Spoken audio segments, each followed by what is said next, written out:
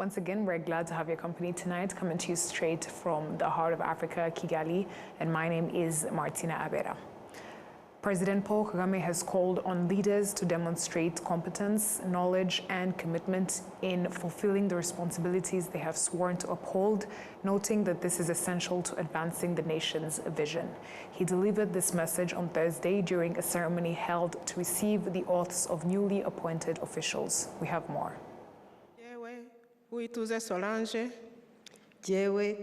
Among those sworn in were the Minister of State in the Ministry of Agriculture and Animal Resources, Dr. Solange Uituze, and the Minister of State in the Ministry of Foreign Affairs and International Cooperation, Dr. Usta Kaitesi.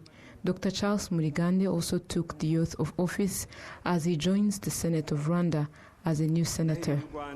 In addition, the head of state received the oaths of two judges appointed to the Court of Appeal, namely Dr. Ntete Jules Marius and Dr. Didas Nshimiyimana.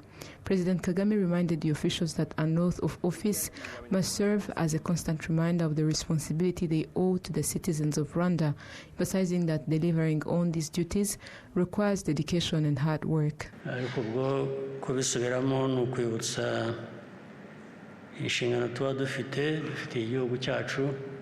Repeating this serves as a reminder of our responsibility to our nation that we have to work to fulfill. I believe that every time we come here, for those who have just taken oath or those who did in the past, still serving different positions of leadership, that this is a reminder of our responsibilities to our nation. Therefore, you know very well that when I say our nation, nations are many and all differ. Some are small, big or poor nations, etc. This is therefore to say that in our respective responsibilities and how we should be fulfilling them requires different but great energies and commitment.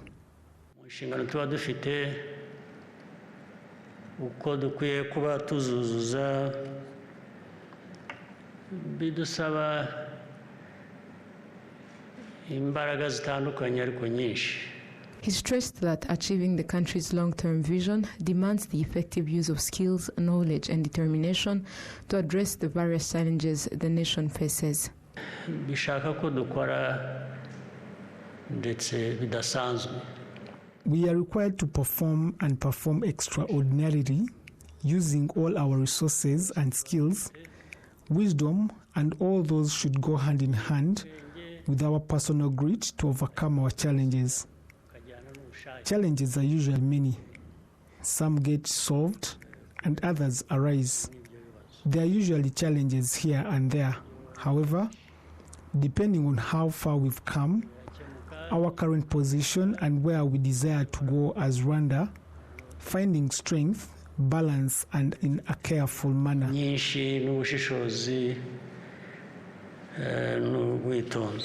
Dr. Solange Uituze joins the cabinet from her previous position as the acting Director General of the Rwanda Agriculture and Animal Resources Development Board. Dr. Usta Kaitesi previously served as a senator and chaired the Senate Committee on Political Affairs and Governance. President Paul Kagame has stated that Rwanda should not be burdened with responsibility for the ongoing insecurity in Eastern DRC, noting that some countries in the region play a significant role in fueling the conflict. We have more. In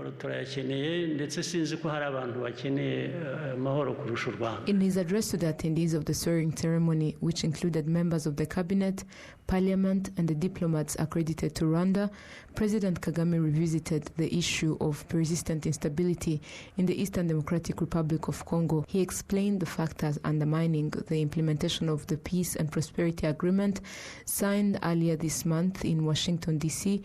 between Rwanda and the DRC. Rwanda rwasinye amasezerano rubishaka. Rwanda signed the Washington Accords willingly and accepting it and committing with diligence to follow what was required so that if the other side also fulfills its responsibilities, the agreement will lead us to peace. But such a path is not easy. It is difficult because it involves people who do not speak the truth, and it also involves many other challenges. ariko inzira nk'iyo yo ntabwo iba yoroshye, nayo iragorana. Batavugisha ukuri, harimo byinshi.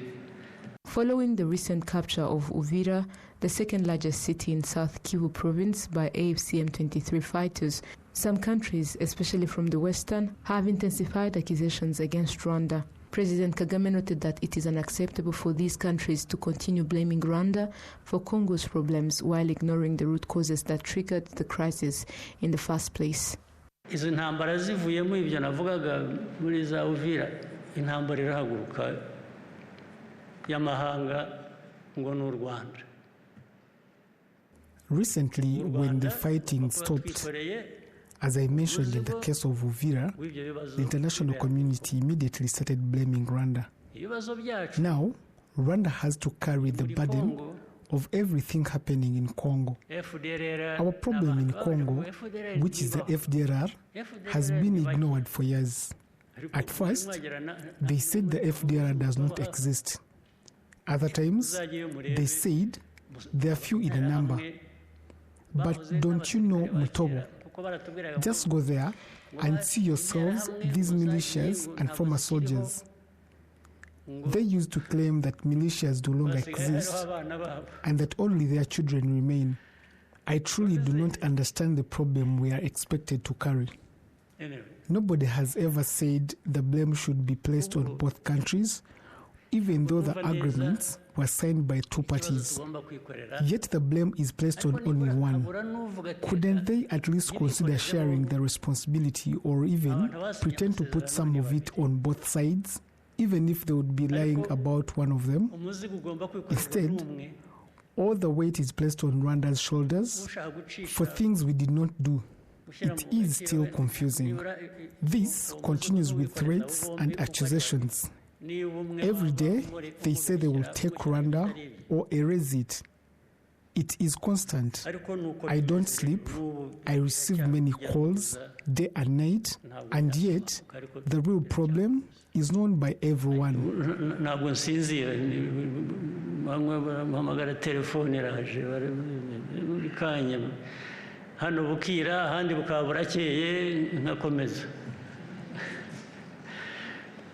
Ku kibazo buri muntu wese azi. The head of state added that no one has the authority to dictate Rwanda's destiny or how it should exist as a sovereign nation. Hejuru ya byose turashaka amahoro. Turifuza amahoro. Above everything else, we need peace and we want peace. We still strive for it. Whoever wants peace must also prepare for the possibility of what is not peace. We always have to be prepared so that if what comes is not the peace we hoped for, we have ways to counter it until peace is regained. If they want peace or a real response to the problems we have in the region, they must understand that doing what is wrong does not solve the problem. Instead, it creates more problems, adding to the ones that were never solved in the first place. This is typically what we end up with, nothing else. But for me, I believe we are on a path towards peace. You cannot solve one's problem while ignoring another's. You cannot burden one side with the problems of the other just to cover them up. Ahubwo undi ukamwikoreza ibibazo by'uwo nguwo washatse kubera kubye. Regarding the commitments outlined in the Washington Accord signed on December 4th, President Kagame emphasized that each country has obligations it must fulfill for the agreement to succeed. He also dismissed claims that fighting resumed after the signing of the deal, clarifying that the accord was signed while hostilities were already ongoing in the Eastern Democratic Republic of Congo. On Thursday, Rwanda received more than 300 Rwandans who returned from the Democratic Republic of Congo. The number of men among the returnees has continued to increase. They explained that the accurate information shared by those who had recently repatriated, that Rwanda is peaceful, developed, and welcoming to all who come, encouraged them to make a firm and irreversible decision to return home. In the afternoon, at the main border between Rwanda and the DRC, known as La Corniche, 98 families consisting of 337 Rwandans who had gone to the DRC at different times returned to Rwanda. Among them were 234 children and 81 women. Some of the returnees had spent 30 years in Congo and no longer wished to grow old in a foreign land. The youth who were born in Congo were also filled with joy as they set foot on the soil of their country for the first time. Unlike previous groups, this time the number of men returning was noticeably higher, reaching 22. The returnees said they had delayed coming back because some had been held hostage by the FDLR terrorist group, while others had been discouraged by false rumors claiming that those who return to Rwanda are mistreated. However, after hearing the truth about Rwanda from those who had already repatriated, they decided to come home. The deputy mayor of Rubavu district in charge of social affairs, Pacific Ishimwe, told the returnees that the government is prepared to support them on their journey toward development and encouraged them to motivate others still in the DRC to return. According to data from the Ministry of Emergency Management, at least 6,000 Rwandans have repatriated from the DRC so far in the year 2025. Young people were urged to make an effort to use social media in a productive way that can create jobs for them and to invest energy in their studies so they can compete on the job market. We have more coming from Inor Gladys. Organized by the Ministry of Public Service and Labor in partnership with the World Bank, young entrepreneurs who have managed to create their own jobs expressed their commitment to helping create more jobs for their fellow youth and also highlighted some challenges they still face. Young people have a lot of skills that we are not trying to see. So I'm saying that if we see these skills and then find a way we expose them, especially in Rwanda where even if Rwanda will try to create this amount of jobs, we will have to export these skills outside of Rwanda.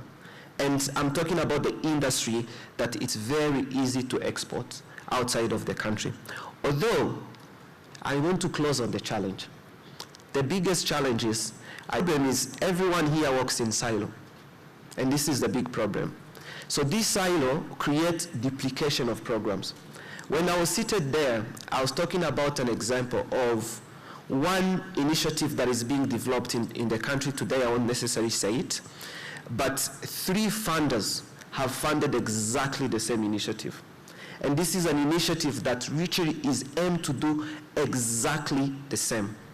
So the impact, if we don't collaborate, especially funders, if they don't share information to understand what are they funding, where their money is going, and they decide to put their logos ahead of everything, because this is exactly what happens, I'm sorry to say, we end up in the situation of duplication. And this won't help young people. Because young people, this is why they tell you most of the time, we are tired of being skilled. Research conducted on the labor market shows that in the third quarter of 2025, youth unemployment stands at 15.5% compared to 11.7% among adults. The number of young people who are neither in school nor employed or in vocational training stands at 25.6%, with the majority being young women. The mayor of Kigali City, Samuel Dusengiyumva, encouraged the youth to share information and collaborate so they can increase their chances of finding employment. If every time a young man, young woman wakes up, there is an information about where he can get a job. It's a construction site, it's a greening area. It doesn't have to be these complicated, high-end kind of skills. It just has to be a job that can help you put a meal on the table.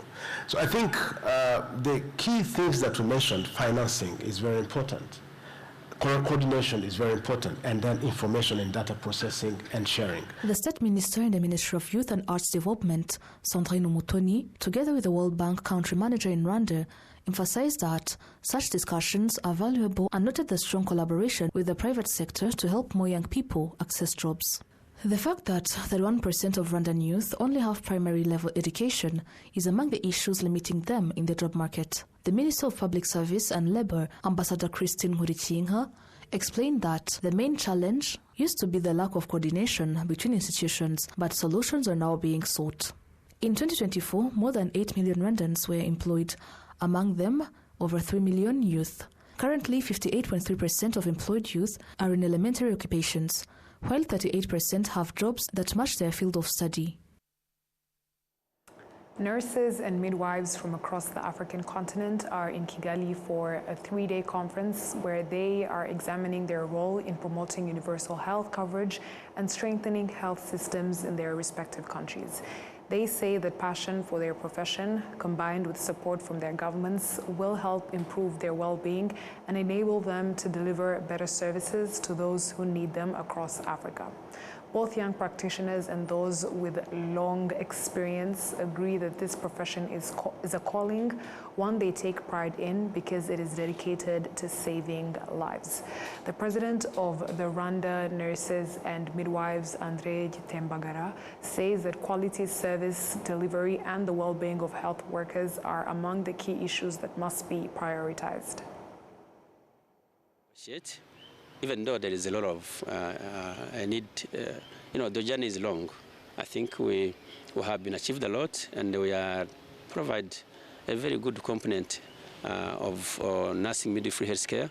But we need to improve. Saying that I'm impressed of course. The number of midwives are increasing a little, very little. There is a target in the Ministry of Health to have at least 2-3 midwives in each health center. But this target is yet behind to be achieved.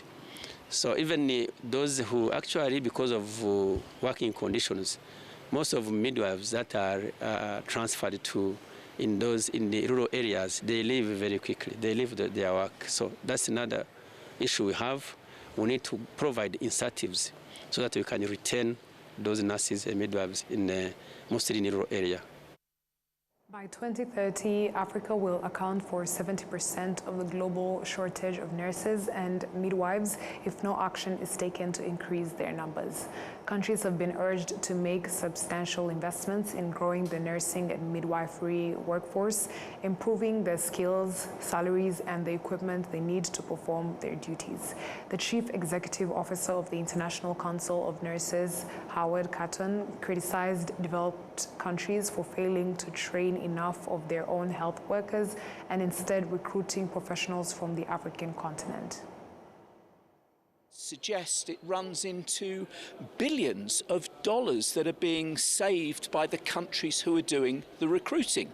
And what we're saying is that if you take, you have to give back fairly and proportionately. And we don't think that the high-income countries are giving back anywhere near close to the benefit that they are receiving. We would like to see a global fund set up where the countries who are recruiting, they contribute to that fund based on the saving that they have made, and that fund can then be used to invest in places where we know there are some of the greatest needs. And Africa would be a continent which would be at the top of that list for me as well. The world needs to come together to grapple this issue, to deal with this issue, because, as I say, we won't achieve the ambitions for global health for everyone unless we have a strong, supported, well-distributed nursing workforce. In Rwanda, the number of nurses and midwives has grown to 18,000 today, up from fewer than 400 in 1995. Globally, there is a shortage of 4.5 million nurses and midwives, with the most severe gap found in Africa. Moving ahead to matters of finance, the Kigali International Financial Center is moving to expand investor base and assets under management, helping to increase the financial sector's contribution to 12% of GDP by 2050. This comes after the center was able to help attract more than $1 billion in targeted investment commitments in the past 5 years of its existence. William Evans Mutawazi has more. It is with deep pride Established in 2020 as a strategic gateway of capital into Africa, the Kigali International Financial Center has helped attract more than $1 billion in targeted investment commitment, strengthening Kigali's position as a credible gateway for capital into Africa. While the center celebrated its 5 years of impact, its leadership made new commitments for the next 5 years, focused on expanding investor base and assets under management, helping to increase the financial sector's contribution to 12% of the GDP by 2025. Our mission for the next 5 years is going to be one, and only one: to consolidate this success and position Rwanda more continentally in 3 key areas: asset management, climate finance, and fintech. And so ultimately, with all of this, we are trying to solve for 2 things that we've had today. Internally, how the center contributes to Rwanda's Vision 2050, how we become a high-income economy, and how we contribute to increasing the financial sector contribution to GDP. With the next strategic cycle of Kigali International Financial Center, building on established credibility to achieve greater scale, specialization and measurable impact, the government of Rwanda has assured the center of continued support in form of enabling environment and sound policies. 5 years looks to be a lot, but it's not a lot. And the achievements you've had over the last 5 years are quite big. And the foundation you've set for the next 5 years and beyond are quite firm. I wish to emphasize that the government remains fully committed to this initiative. We will continue to provide the enabling environment, sound policies, and strong partnerships required to ensure that the Kigali International Financial Center thrives as a catalyst for prosperity, not only for Rwanda, but for Africa at large. Since its creation in 2020, Kigali International Financial Center strengthened Kigali's position as a credible gateway for capital into Africa. The Global Financial Centers Index now ranks Kigali as the 3rd best financial center in Africa and 2nd in sub-Saharan Africa. William Evans, RwandaTV News.